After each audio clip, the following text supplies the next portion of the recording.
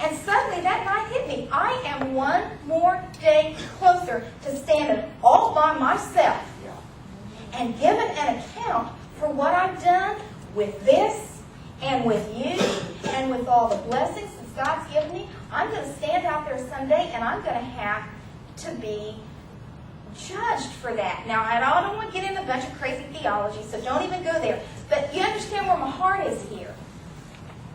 There will come a point we each have to give an account.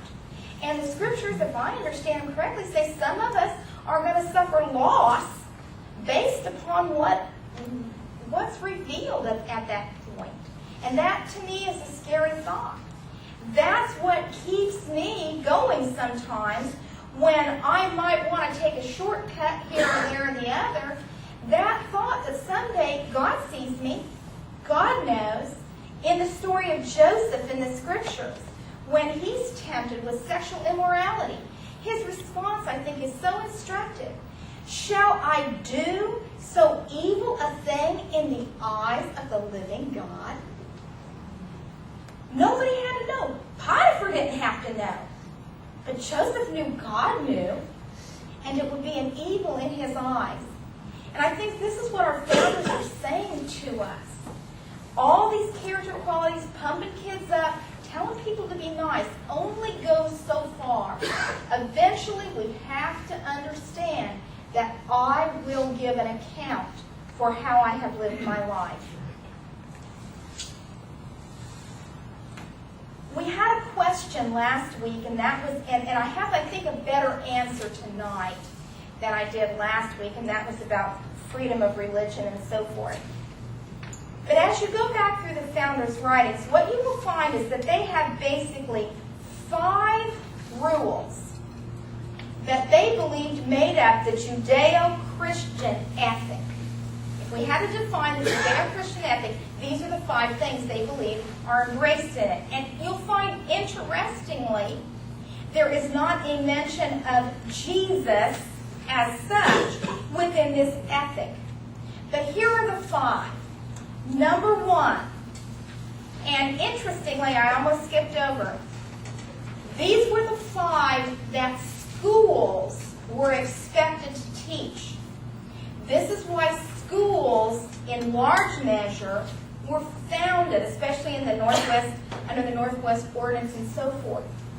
Number 1, there exists a Creator who made all things, and mankind should recognize and worship Him. The idea that there is a Creator. Second, that the Creator has revealed a moral code of behavior for happy living by which any man can distinguish what is right and what is wrong. Number 3, the Creator holds mankind responsible for the way they treat each other. If we were to go back, and I don't want to overgeneralize, but I don't think I am when I make this statement. If we were to go back to, for example, the period of slavery, most of those who were involved in the Underground Railroad or whatever had a religious motivation for doing it. They were Quakers. They had a religious reason behind it. Harriet Beecher Stowe, in the writing of Uncle Tom's Cabin, her brother and father, Lyman Beecher, they were very, very strong in the abolitionist movement at that time.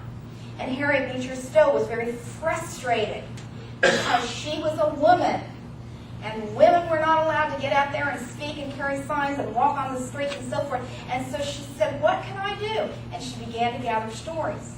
She began to create a book, which by the time that book had passed around and millions had read it, when Abraham Lincoln met her, this well over 6-foot man, she was about 4'11", weighed 90 pounds. He put out his hand and he said, so you're the little lady that started this great big war. So the idea here is that the Creator, part of His natural law is to watch and to judge how we treat each other. and that what the Creator demands becomes the basis. Now, don't freak when I use this term. Social justice. All right? But there is a biblical concept. If you cannot read the Old Testament with an open heart and not see God's cry for justice for the poor, justice for the alien, and so forth. Now, I don't want to get off on politics, but God's heart is turned toward how we treat each other. The fourth thing that all schools in the Judeo-Christian ethic embraced was this idea that all mankind lives beyond this life. What's going on today? This is not all there is. That we will live beyond this time.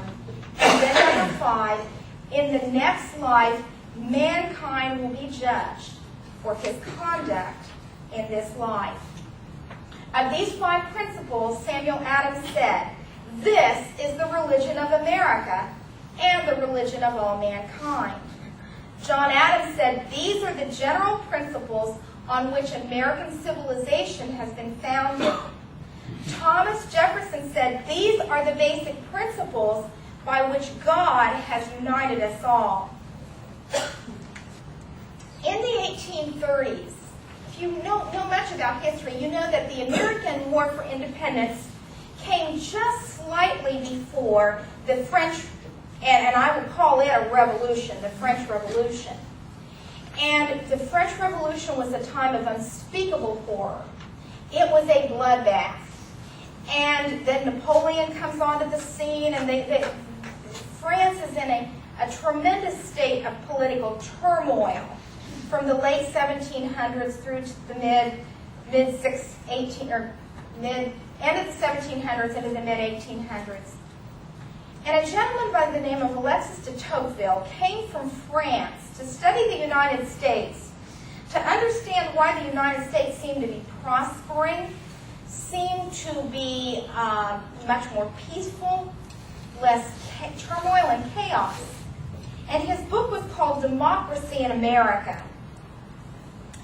And that's an interesting title because essentially what the French really did try a democratic process. And what happened in France is a pretty clear indication of what happens when you depend on democracy.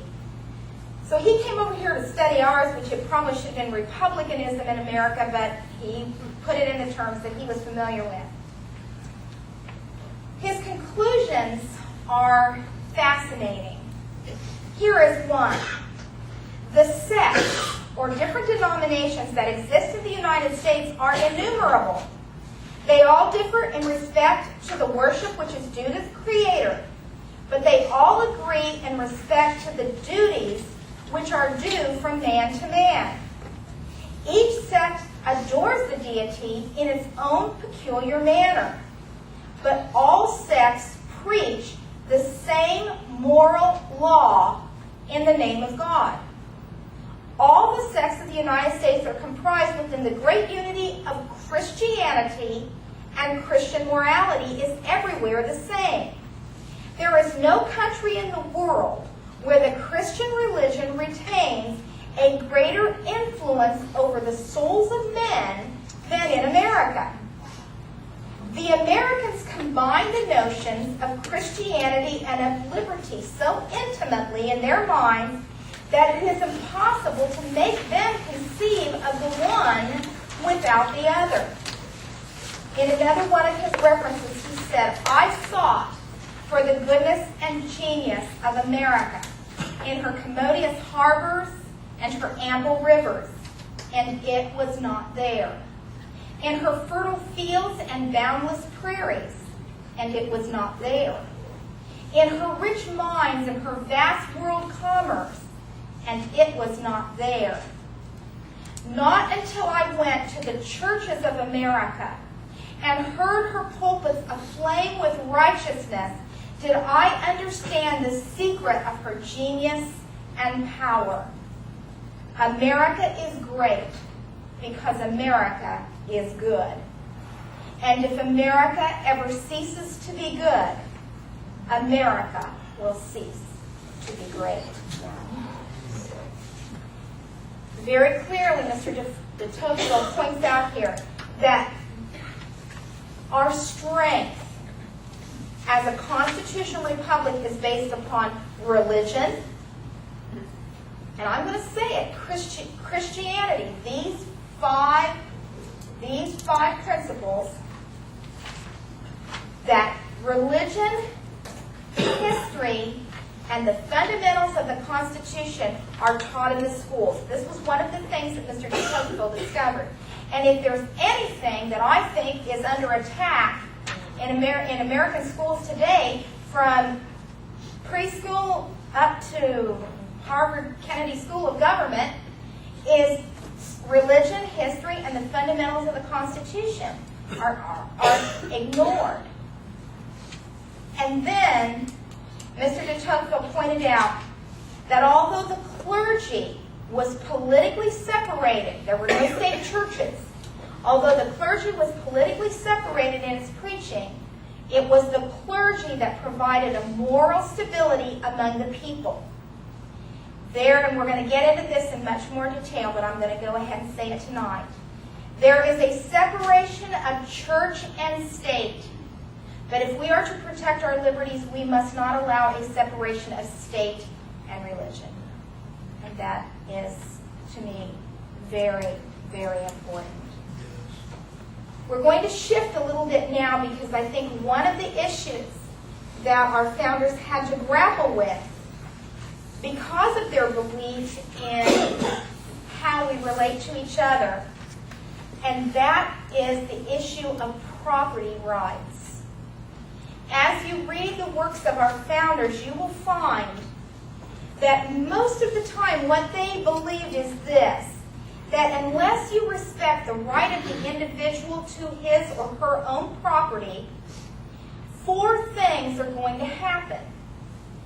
Number one, the incentive of the industrious person to develop and improve is going to be stifled.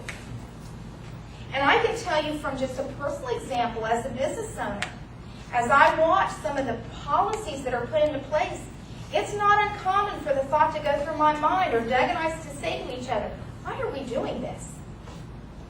Why are we trying to give people jobs and run a business? What's the point? The incentive is so diminished. Interestingly, as Jessica, so my daughter has gone to Wright State, I always take a look at her history books. That's always good for a laugh or a cry, one way depending on the mood you're in. Most of the time it's a cry. But interesting, one of her textbooks that she had in the spring had a very long chapter discussing the fall of communism. What was the reason that communism finally fell? And of course it talked about the Thatcher, Reagan, and all these kind of things, and the role of the Pope. It was a pretty balanced article. But the eventual conclusion was communism died because communism is against the nature of a human being to want to work hard and get ahead and have stuff for themselves. And that the Russians had to depend on this huge propaganda machine to scare the world into thinking how strong they were, because the truth is, they weren't. Because there was no reason that somebody ought to work 8 hours when that 2 hours that the guy next to you on the line was doping off, you were going to take that money and you were going to give it to him. The incentive was removed and their economy eventually collapsed under the weight of it. And that didn't come from a Christian book by any means.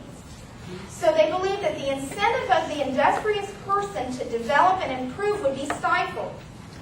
Second of all, they